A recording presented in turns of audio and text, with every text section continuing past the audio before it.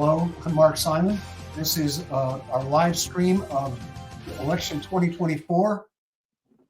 And over there is Bob Marks. We started in sort of this, you can tell this is live. Say hello, Bob. Hey, Mark, how are you doing? So far, so good. Yeah, good. 2024 may be the most consequential election, quite possibly in a lifetime, maybe in 100 years. And it's certainly true at the national level, but it's also true at the local level, we believe. So we're going to do an hour here or so to talk about what's on the ballot at every level. We've got some guests coming up. And also, this is a chance for us to give you a heads up about our live election night show. We'll be on from 8 o'clock to 11 o'clock, a live stream, and lots of guests, lots of candidates, lots of winners, maybe even a few losers, other than Bob and me. Bob, let's talk a little bit about this election. You've been doing this a long time. Have you seen a campaign year quite like this one? No, I think this is the most fascinating campaign I've ever seen. It's had ups and downs and swaying back and forth. And, you know, God knows what's going to happen on Tuesday and where that's going to lead us on Wednesday and, you know, for days or weeks to come. So the race continues to look very, very close. I think all of the things that I look at, all the markers, the polling to some extent point towards a narrow Trump victory. But on the other hand, the argument that some Democrats are making is that Trump is doing better in blue states like California, Illinois, and New York, and therefore his electoral college advantage will be greatly diminished. You could see like a reverse of 2016, where Harris wins narrowly in the Rust Belt states and becomes the next president. So it's still very much up in the air. Yeah, it certainly doesn't do Trump much good to do well in California because he can't do well enough. Exactly. Given the blue nature of this state. You know, it's an interesting point, though, which is certainly locally, and I think even around the state, you're seeing more overt behavior by Trump supporters. It's almost like they feel more empowered, more emboldened, I suppose. You know, and 4 years ago, if there were Trump voters here, they pretty much kept to themselves. And it's almost like they're adopting sort of the defiant attitude that the top of the ticket tends to show. Yeah, this is who I am. And if you don't like it, tough. Yeah. It's a funny campaign message. It is. And I think that... Well, go ahead. Go ahead. No, go ahead. Having lived through the Reagan era, who was Mr. Sunshine, it was all about it's morning again in America. Trump's whole message is it's doom again in America. And it's hard to imagine somebody consistently winning on a message that's so negative. Well, and in fact, he has not won right, vote and lost a couple of midterm elections pretty substantially. Yeah. I think one of the reasons why so negative works right now is the country's very uneasy. They're not happy, higher prices. There's obviously great concern about the border, whether that's legitimate or not. It's there. And so I think in this case, his anger helps him. I also think as far as his supporters, I think the end of the Harris campaign, calling Trump Hitler, fascist, and Biden calling garbage and all that, just further motivates Trump supporters to really get out there. But there's no question there's more people willing to stand up and say, hey, I'm for Trump. Yeah. That wasn't the case in the past. Well, it's almost as though both sides have this passion and this conviction that they're right, no matter what the other side says. Right. There was an interesting piece in the New York Times this week about how many people are energized by his rhetoric and how many choose to ignore it. And I know on the national Sunday talk shows, people who are responding to something that Trump may have said, particularly hyperbolic, will say, well, that's just him. He's just he uses hyperbole. Don't pay attention to what he says. Just pay attention to what he does, which is an odd political stance to take. Yeah. But that's one of their sort of unofficial messages is don't worry about all the stuff he says. What's interesting is, so people who are for Trump say things like the economy was better under him. Mhm. In reality, it was not. And now some of that's due to COVID, but better for whom? And that's the interesting question. There's such a funny dichotomy. I mean, you know this as well as I do, that that the states that consume the most government services tend to be the ones that vote to cut government services and cut taxes. It's always been an odd dichotomy anyway. And I guess that's more driven by distrust of government. Yeah.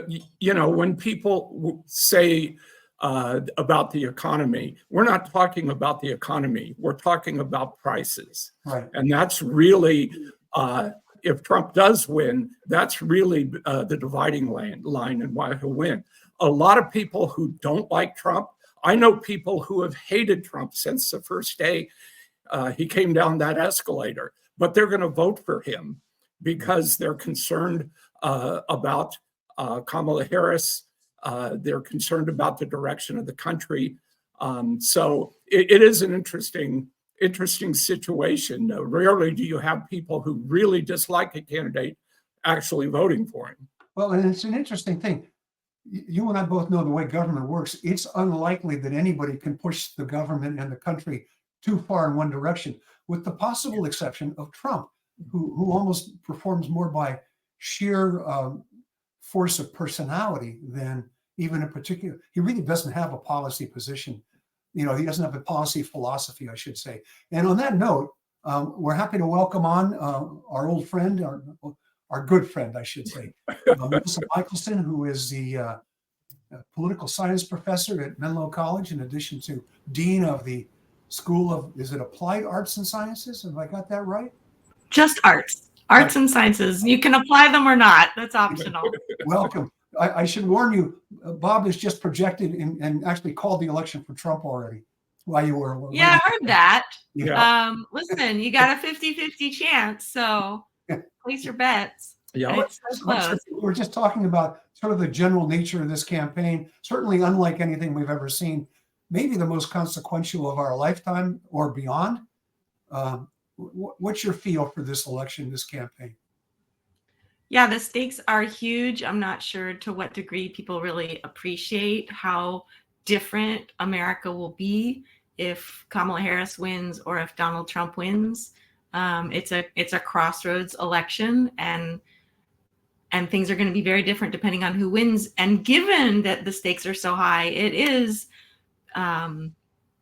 causing a lot of folks to lose sleep, including myself, that it is so close, and that really you can see whatever you want in the tea leaves, because all the various means we have as political scientists of predicting the election give us anything from a 75% chance of a Trump win to an 80% chance of a Harris win. Mm-hmm. Yeah.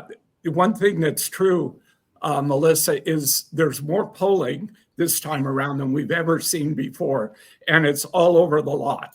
And clearly, I've noticed 2 or 3 sites that are really good for Republicans and 2 or 3 sites that are really good for Democrats. And when I say that, they're so far out of the mainstream of polling that we've seen. So it is very hard to read this election. And what I'm saying is it could go either way, but the things that I'm looking at tell me that Trump is going to win. In 2020, Trump was an incumbent and he lost. This time around, we have a different incumbent. And I think his vice president may not be successful, but I would agree. Let me ask you about this it's question. up in the air. We have seen. Well, I don't know. I don't know what you're looking at besides the polls, but political scientists are looking at models, and the models are all over the place. So it's, polls are just one tool that political scientists use to try to predict election outcomes. There's also retrospective voting models, prospective voting models, mass models, naive models. There's a lot of jargon in there, but the point is that there's a lot of different tools that political science have has shown are good ways of predicting outcomes. And yet it's over here, it's over here. Yeah. And so just makes it so hard to know. I would say the best advice I'm giving people right now is it's too close to call. Stop worrying about that and do whatever you can to help the person you want to win, because you won't regret that, but you're not helping by stressing out. Yeah. So No, I agree with you. But I'm looking at all those models. I've been watching this closely for over a year on a daily basis. So I may have just gone over the edge, over the bend. But the other thing that I look at is body language. Over the edge, yes. Yeah. I look at body language of the two campaigns and the surrogates that are around them. And what I've seen over the last 3 weeks is body language that indicates great stress on the part of the Harris campaign, perhaps too much exuberance on the part of the Trump campaign. So you could read whatever you want into that, but you're right. There are a lot of things that go into trying to analyze this. I watch Trump and think he looks actually like somebody who's kind of desperate. So in many ways, his body language to me is someone who's like frantic. And I know some of it is just that's the nature of the late in the campaign. Let me ask you both this, starting with Melissa. Clearly, the last messages have been, see if we can't break this deadlock. We've seen elections where very late in the campaign, there is a surge to one side or another. Yeah. And clearly, it seems to me, both candidates are trying to drive that by what they're saying. Do you have any feel for how this might happen? Because I have been skeptical all along. I mean, the newest poll I saw showed a 2% undecided. One of the questions, I guess, is how can anybody be undecided at this point? But on the other hand, I think some people are. Generally, I think they are probably Republicans who have never voted for a Democrat before and don't find Trump acceptable, but can't bring themselves to vote for somebody on the left. I think there's a couple kinds of folks who are being recorded as undecided at this point. And we don't want to confuse undecided with, not paying attention or uninformed, right? These are people who are conflicted, right? Honestly conflicted. So it could be somebody who considers themselves a Republican. They personally don't like Donald Trump for some reason, something he's done or said, but they have a really strong partisan affiliation. And so they're having trouble saying they're going to vote for Trump, but maybe in the end they are going to go with Trump because that's their partisan affiliation. And it's even harder to imagine themselves voting for a Democrat. You might have folks who normally consider themselves Democrats, but there's something about Kamala Harris that doesn't sit well with them, or they're just really upset about how things have gone under the Joe Biden administration. And so they're not ready to say they're voting for Harris, but maybe their partisanship eventually pulls them over there.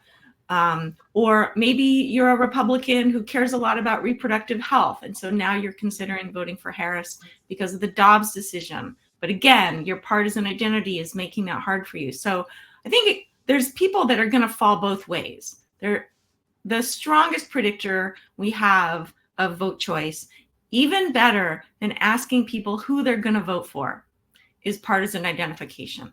Because in those last days, people tend to come back to the party. And so on both sides, the candidates are trying to reassure those undecided folks, it's okay. We're your party. We're your people. Come on back. And most of those people will come back to their party. Well, and if you go solely by registration numbers, that would be good news for the Democratic ticket because there are just more of them. But we'll see. We'll see. I'd like to shift the conversation a little bit now to some of the local stuff on the ballot. And we're being joined now by our friend Don Cecil, who's a long-time political consultant, public affairs consultant, spent a lot of time waist deep in the morass of local politics. And yet he seems somewhat no worse for the wear. Don, thank you so much for doing this. Thank you, Mark. It's a pleasure to join everyone. And Mark, it's the power of suppressed memory syndrome that allows me to be here today. Yeah. Never forgetting. For every 2 years, you forget how bad it was 2 years ago. That's great. Absolutely. We were just talking about how closely divided the nation is. It's not exactly a late-breaking bulletin, but has any of that sort of conflict, that disagreement, that disagreeableness manifested itself in local elections, Don? It's a good question. And I think the easiest answer to it is yes, of course. But then I have to stop myself because we've always had people who have been disagreeable or not afraid to say things that might be perceived out of the mainstream. I think what has changed and is attributable to the last decade or so of national politics is the way in which things that would have mattered before, that would have immediately caused someone to be vilified or even result in them, dropping out of a race, they just don't rise to the level of the average voter having a reaction to it that this is so unacceptable. So I think the behavior's always been there.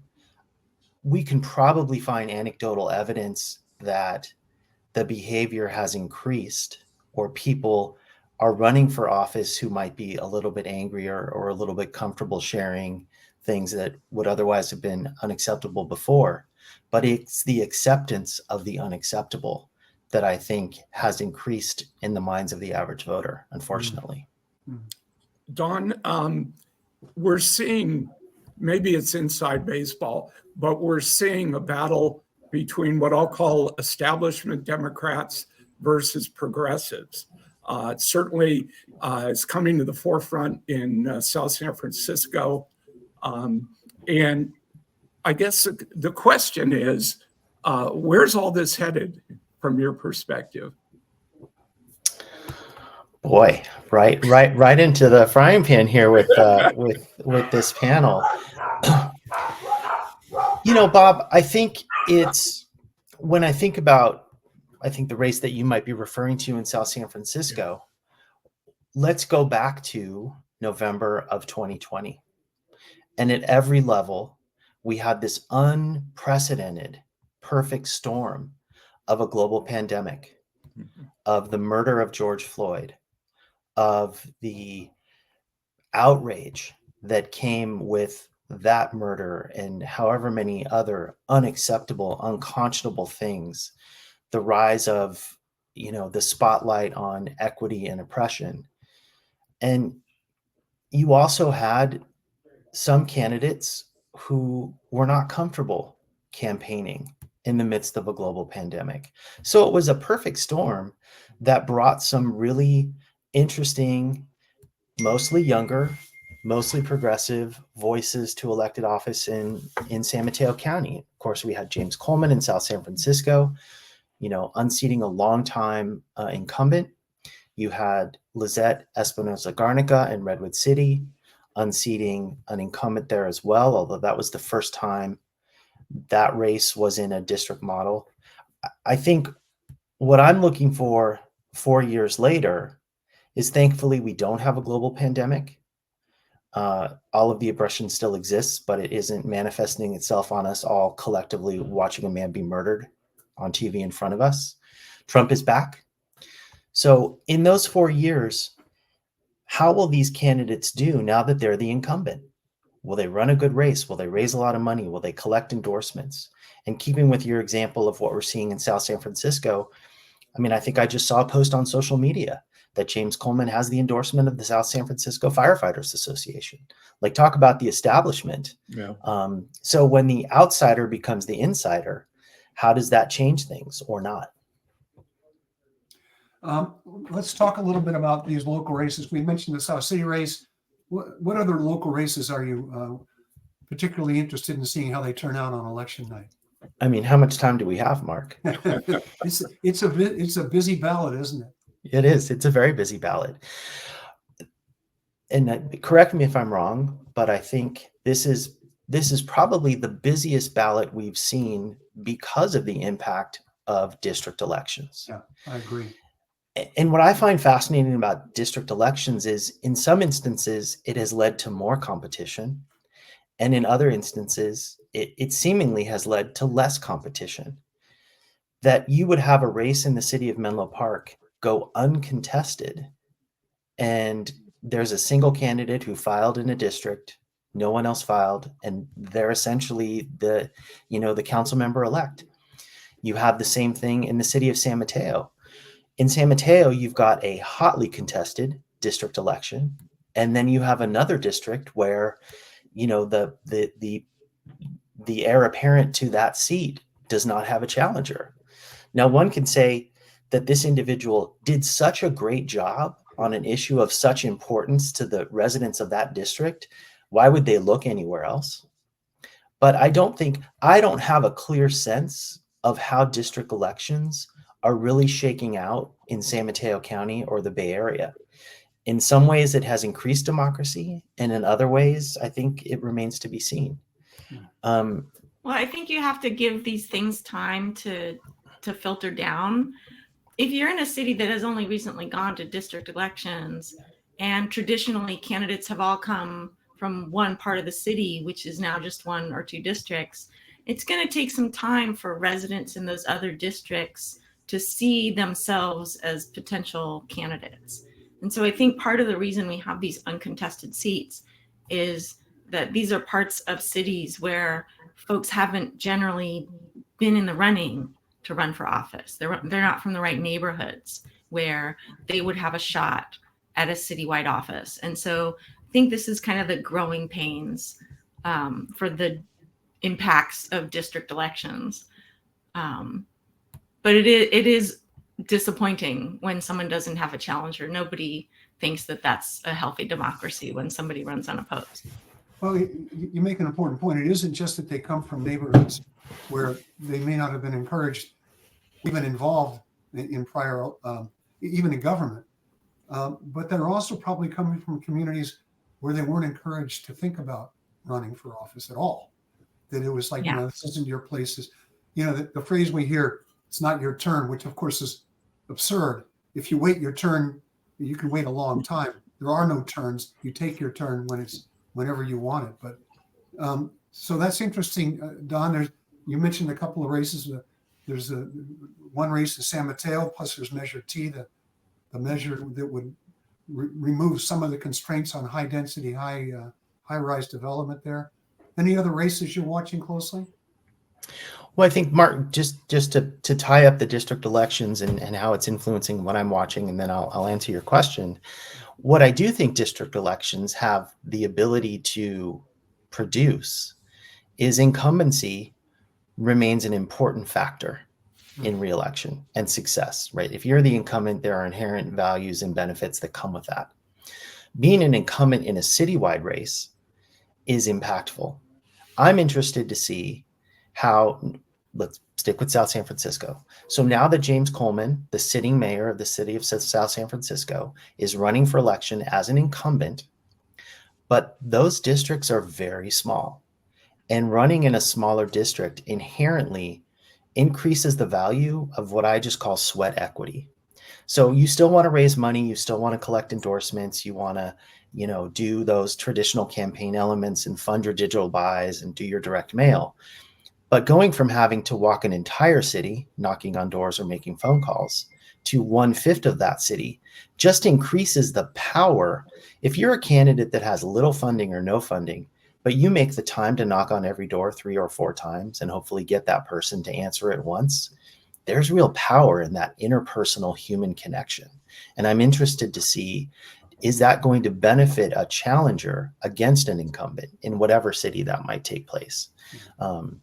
Because, the power of voters aren't necessarily happy that you're knocking on their door, but I think they always respect the fact that you've taken the time to put yourself out there and do something that most people would just not want to do. And that's essentially cold call with your knuckles to see if somebody's home to give a pitch on why you think you're the best candidate in the race.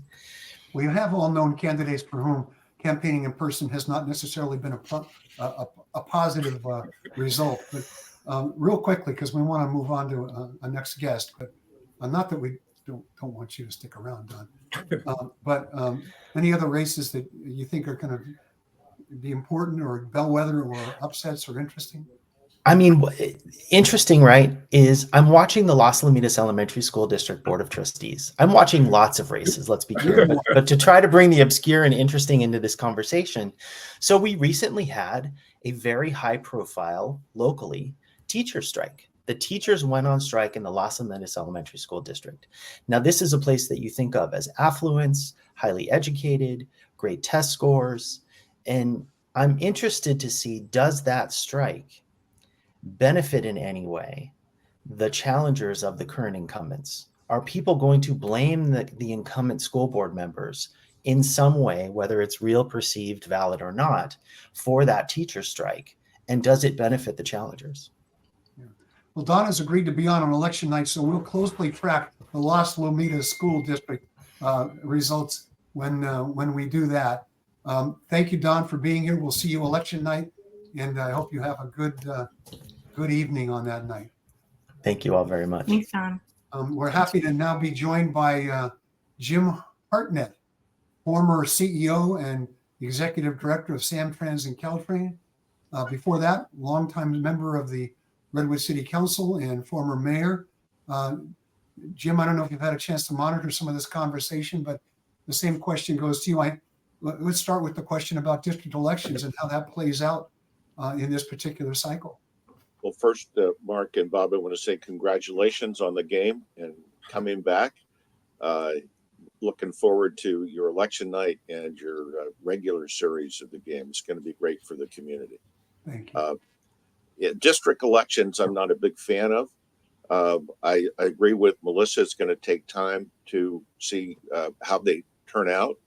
And I think Don's comments about the advantage of incumbency in a district, whether that holds now for district elections as compared to citywide elections, is going to be interesting.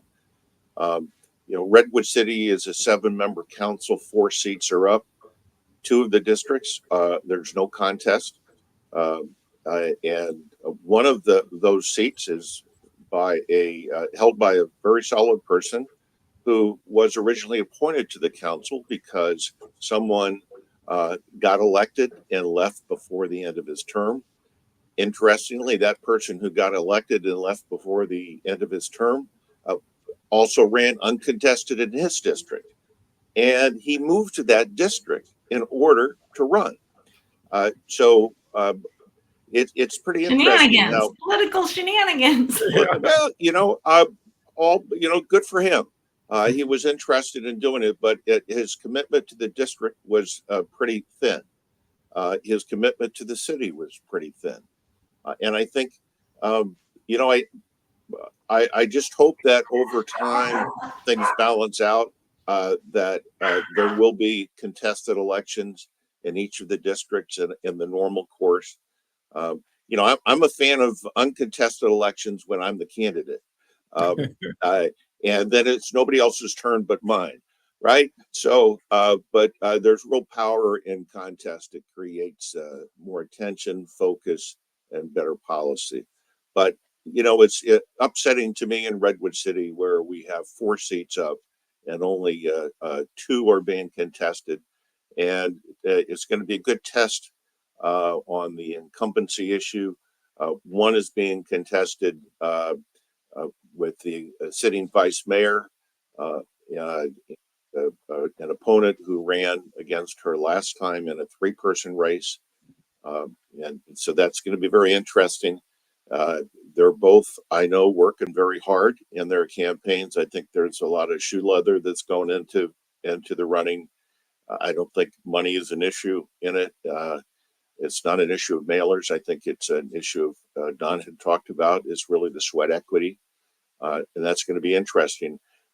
Particularly in that district, the incumbent lost to the current member, Lizette, and lost in a 3-person race. And if you totaled up the bottom 2, they exceeded the winner in terms of number of votes. So you never know how a 2-person race is going to turn out. But it's also interesting. It illustrates to me an issue and the challenge of the city councils these days, who routinely rotate the mayor's seat. It used to be that you just, if you're a 5-member council, you got it, 3 people had to vote for you to be mayor. 7-member council in Redwood City, 4. And there's an advantage to the council selecting the mayor when it's not directly elected, because they're selecting somebody who they think is going to represent the city well, and is going to have their trust and confidence, because the mayor is able to do some things that individual council members are not. Now, we have in the district where Lizette is the incumbent. If she wins again, according to the normal rotation that the city council has now enacted, she'll automatically become mayor. It'll be a vote, but they have a routine now. And so you're going to have, in that case, a person who doesn't stand for the Pledge of Allegiance, who intentionally so, who's a declared socialist, who is going to be representing the city of Redwood City in its entirety in the seat as mayor, not just running meetings. There's more influence that a mayor has than that. So, that's a consequence of both district elections, and I think councils not having the will to just select the best person to represent the city on behalf of the council as the mayor. Jim, you're a Redwood City resident for a long time. The supervisorial district that you live in has the only really competitive race that's going on in the county. Any sense about Lisa Gaudier versus Antonio Lopez?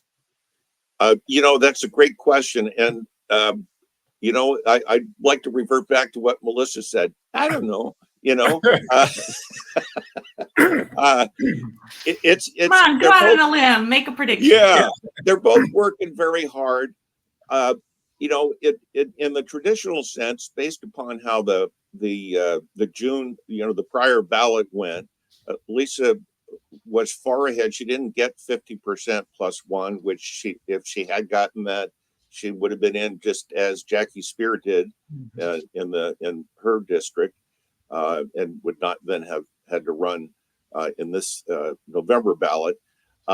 So she had a really big lead, though. She didn't hit 50%.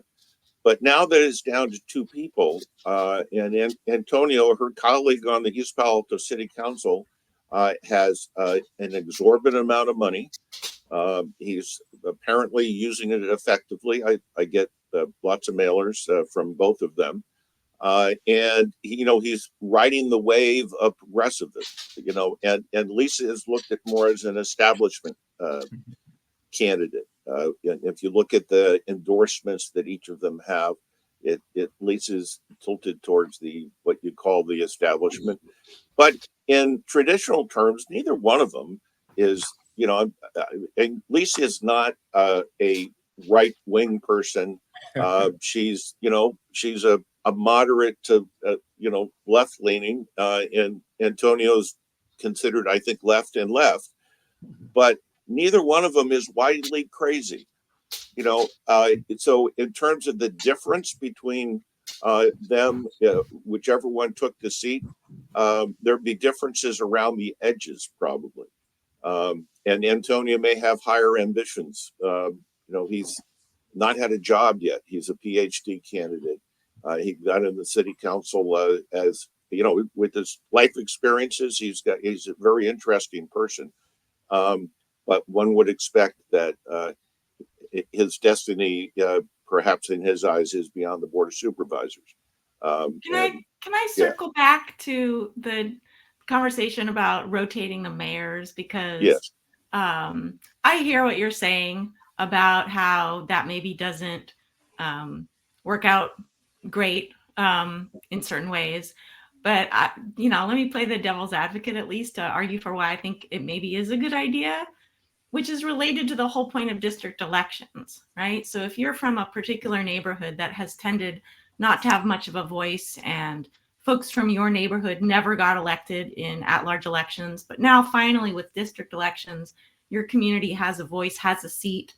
The rotating mayor plan means that at least once in a while, in fact, your neighborhood will be above, will get a little bit more love, will be the focus of more attention because your representative is the mayor. And so I feel like the same sort of equity that is generated by district elections, that's then moved on to equity in the kind of executive leadership of a council mayor system, that your district holds the mayor's seat once in a while. And as you said, they'll only get it if the voters from Lizette Espinosa Garnica's district reelect them. And so, it's not completely random that they would get to be mayor. It's that they were elected, they were reelected, and now it's that community's turn to be in the mayor's seat.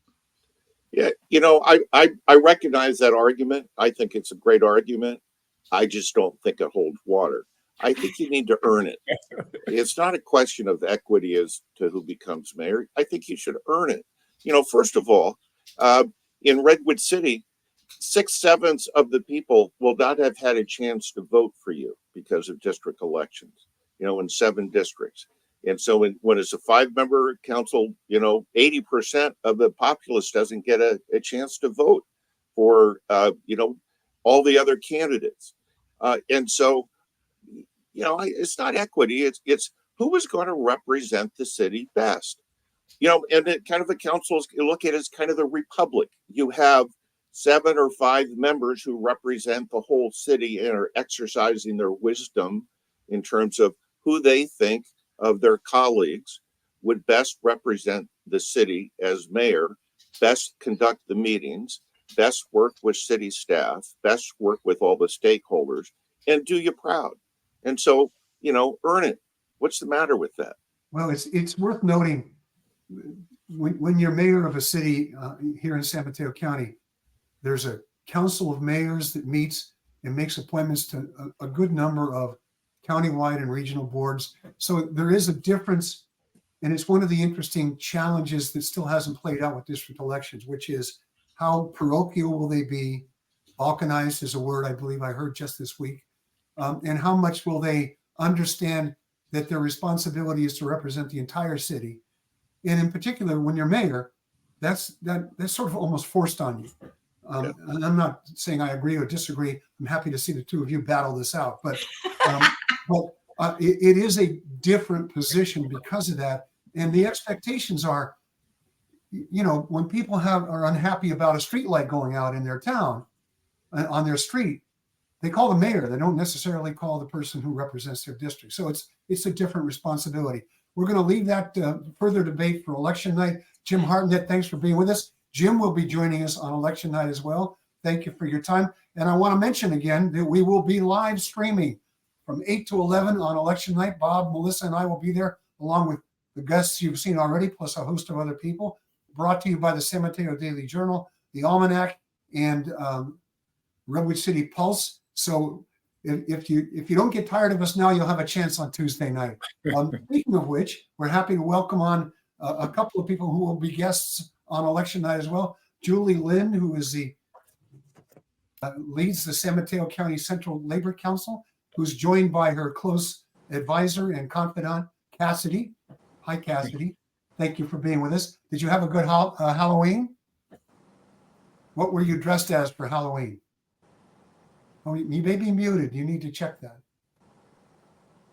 Well, anyway, we also have John Mays here. John, the editor of the San Mateo Daily Journal. Hi, John. Hi there. How are you? Good. So we've been talking about district elections and how they may play out. Before we get into that conversation, I'd like to ask each of you, starting with you, John.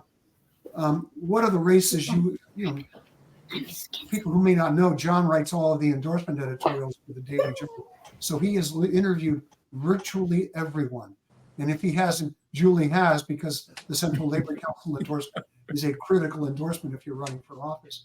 So John, which races do you think will be of particular interest for your team on election night? Well, probably, San Mateo's Measure T. I think District 2 in San Mateo for the City Council is of interest, just because there's 2 non-incumbent challengers for that particular seat. Measure T has generated a lot of interest because it's a height limit issue. I think all of them, that's the interesting thing, is that all of them are pretty interesting overall. We don't really know for sure what the results will be. Sometimes they're a little bit less interesting if they're slam dunks, but a lot of these are in play. And so I think, it could sway it, all sorts of different ways. So I'm interested to kind of see what turns out on election night, at least after the first results. That will kind of give a good indication. Once those results come out at 8:10, that'll be a pretty good, we'll have a pretty good idea as to which way things will go. Julie Lind, what about you? I know that the Central Committee, the labor is always heavily involved at every level. You're spending a lot of time on which races are really capturing the attention of you and your membership. Sure. I would like to respectfully disagree with John in that I find slam dunk races to be very exciting because it means I have to work less hard on them. So please don't deprive me of that joy, John. It's TV weekend. I have very little left right now. Okay. She's all amped. She has had candy for breakfast and 11 Z's and lunch. So she is ready. All right. So the races where we are really focused are San Mateo for Nicole and for the height limits. We're also walking in Foster City, Daly City, South City, and Pacifica, and Redwood City District 7. We've had a lot of interest because when folks come in to volunteer with us, we have a variety of different geographical choices because we like to let them pick. They want to walk where they live. But the races I'm seeing the most excitement in and the bags that people take the most often are Pacifica.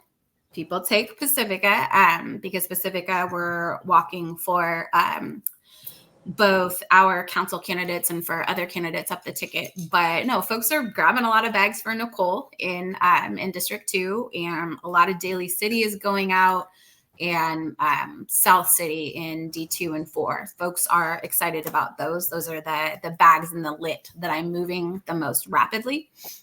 So that's where we are focused. But we're also this year, we typically, apparently very boring.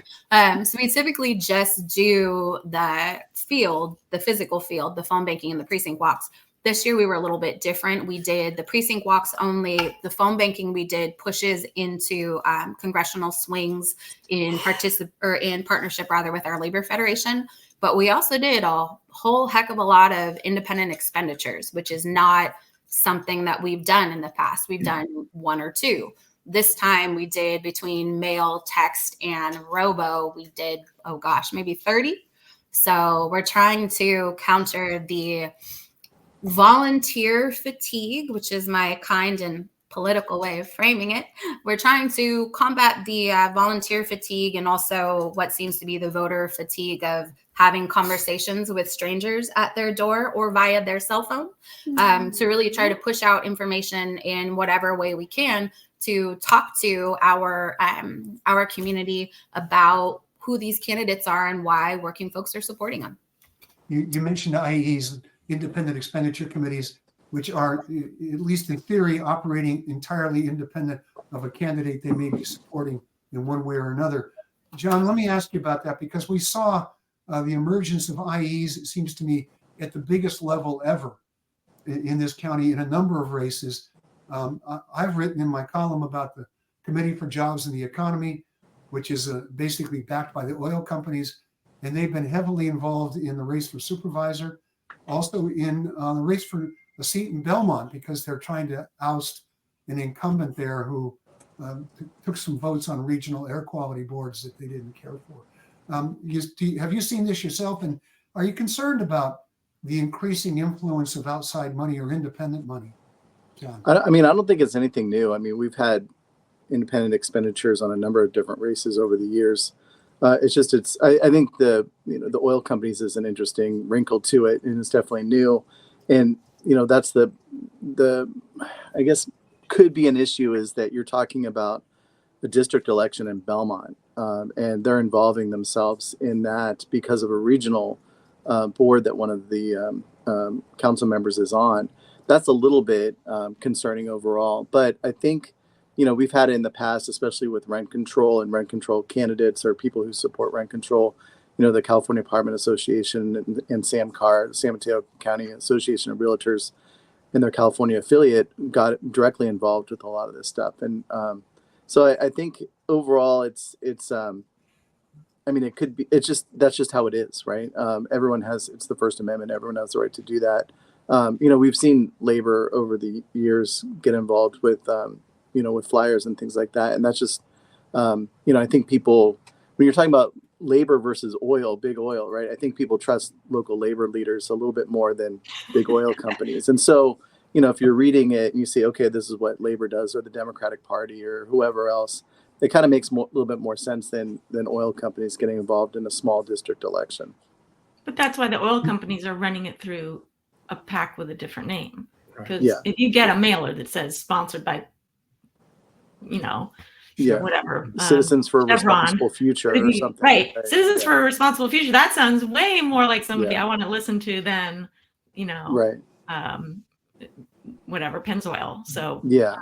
And I think, obviously the Labor Council is the Labor Council when they send it out. So there's some transparency there. But you're right, there is a little bit of that. But what one of the things that I wanted to talk about is that this particular election has been pretty civilized locally, which has been interesting for me. It's not quite over yet, so I think I should knock on something. But compared to the last two elections in 2022 and 2020, overall, I think the candidates and their supporters are acting in a more civilized way than I've seen. There's been normal accusations and campaigning and that kind of stuff, but it's been less than what I've seen in the past. I don't really know why that is. Maybe everyone got sick of that and decided to be a little bit more civilized, or maybe just they wanted to counteract sort of what we're seeing at the national level by being a little bit more staid in their presentation to us at least. So that's been a nice development for me. I like to see that continue. John and Julie, you may want to comment on this also.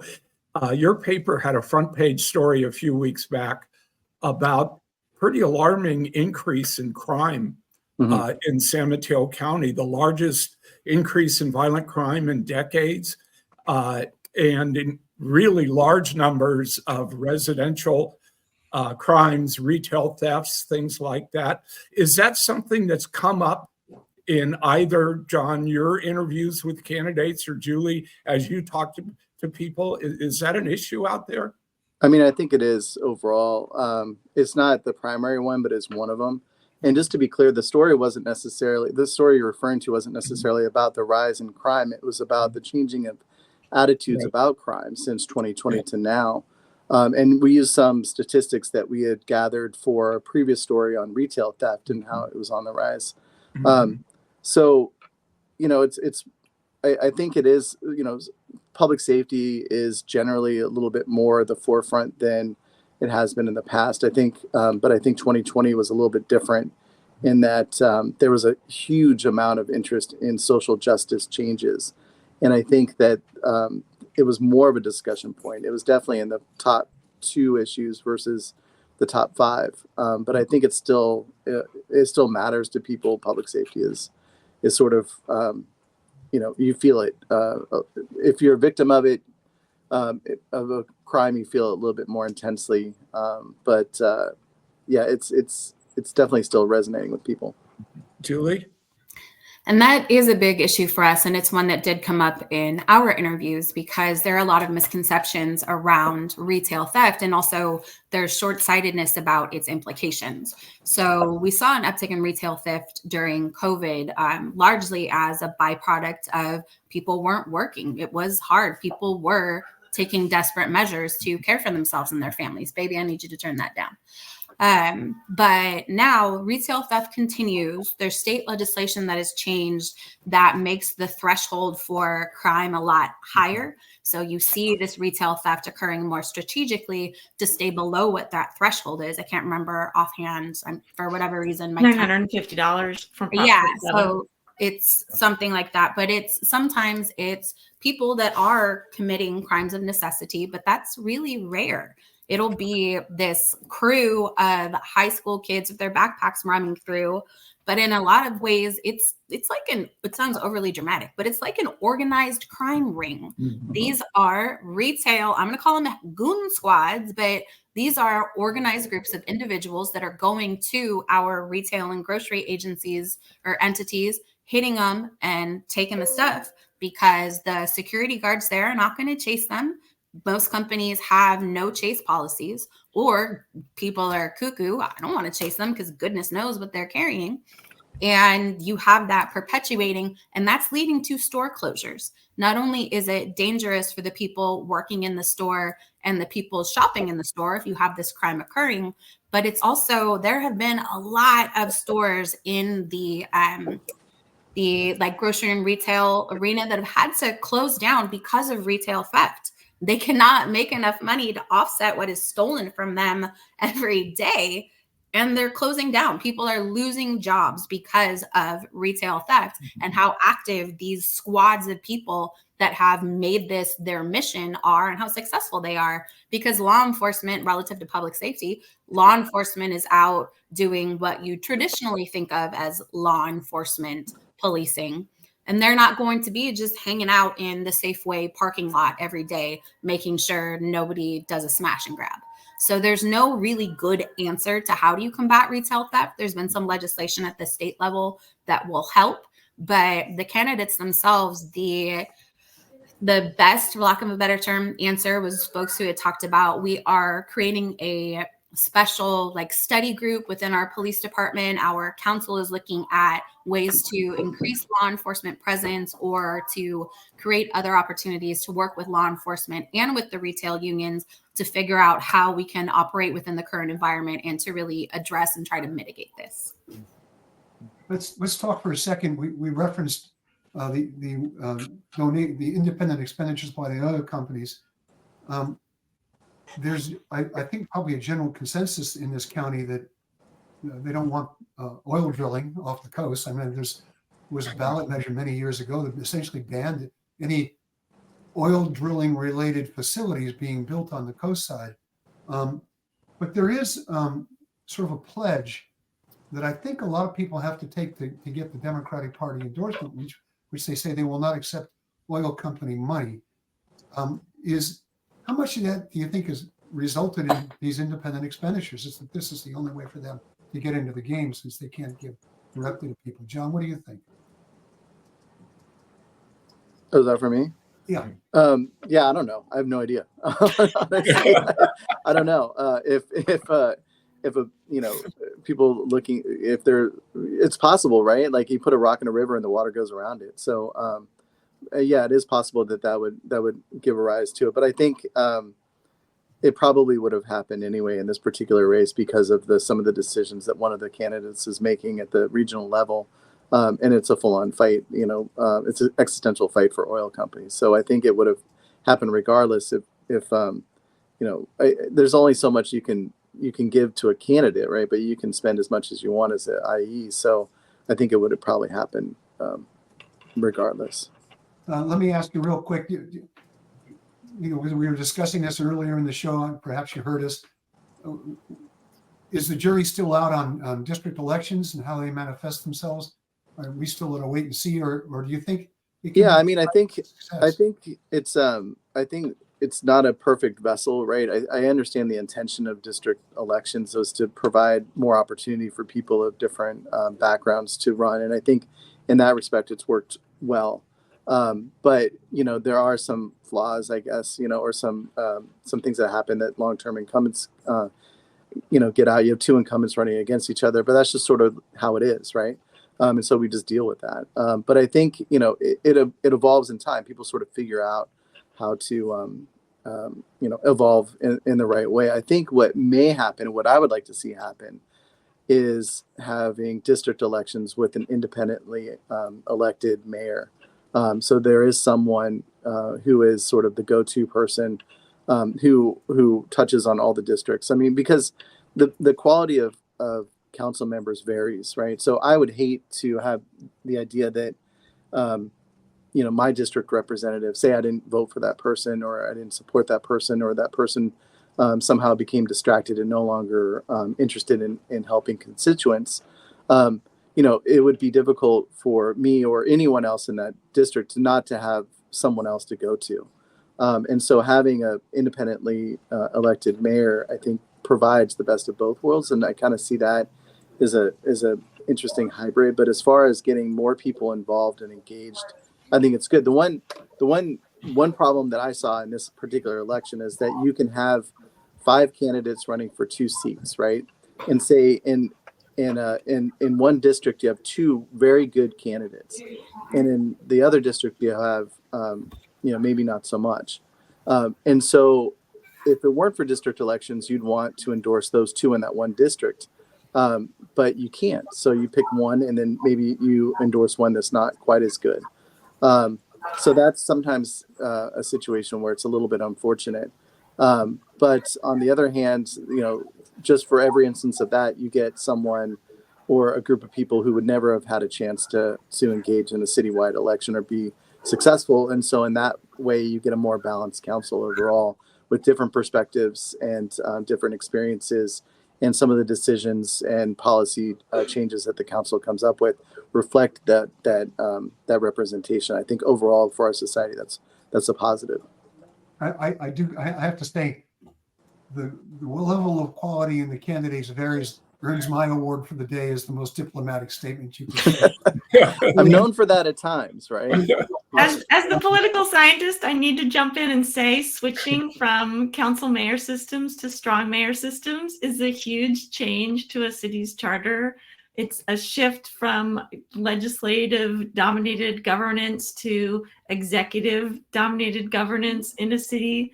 There's a reason that most smaller cities in California don't have independently elected mayors, and that most of them have the council mayor system. So as much as that might sound appealing, like on a surface level of, we should just have people vote for who they want to be the mayor, it means a totally different way of the city being run, where there's an executive. So let me just be clear. Let me just be clear. I wasn't suggesting a strong mayor. I was suggesting one of 5, but that person is the mayor, right? So you do get a little bit more sway because you are the one that is called to cut the ribbon and run the meetings. But I'm not talking about Oakland, and I'm not talking about San Francisco having a strong mayor, like the mayor is the executive. How do you vote for mayor? Right, but I wasn't talking about the mayor being the executive. I'm talking about the mayor being the chair of the council. So that's a little bit different than what you're vote suggesting. for your district representative, but then you'd separately vote for which one of the folks you want. No. So say, for instance, there's a 5-member council. You have 4 districts, and then you have one separately elected mayor, and that person represents. Julia. Yeah, exactly. So you have one person, or in San Bruno as well, you have one separately elected mayor who's elected every other year, or every 2 years. And then that person, what's that? But elected by the entire city, So that person is the sort of the figurehead of the city and has the ability to sort of connect with people from. I mean, all council members can do that, but it would be part of sort of the premise of that job. So I wasn't talking about shifting the city. It sounded like sorry, I misunderstood you. That's my bad. I thought you were saying we should all switch to strong mayor cities, and I was like, whoa. No. Here at the game, we all have understandings. It's fine. What's that? Julie, It makes it more exciting. Julie, real quick, any thoughts about district elections, how they're playing out? I find district elections to create lots more work for people working on elections. So now we get to have even more interviews for separate jurisdictions, which is fantastic.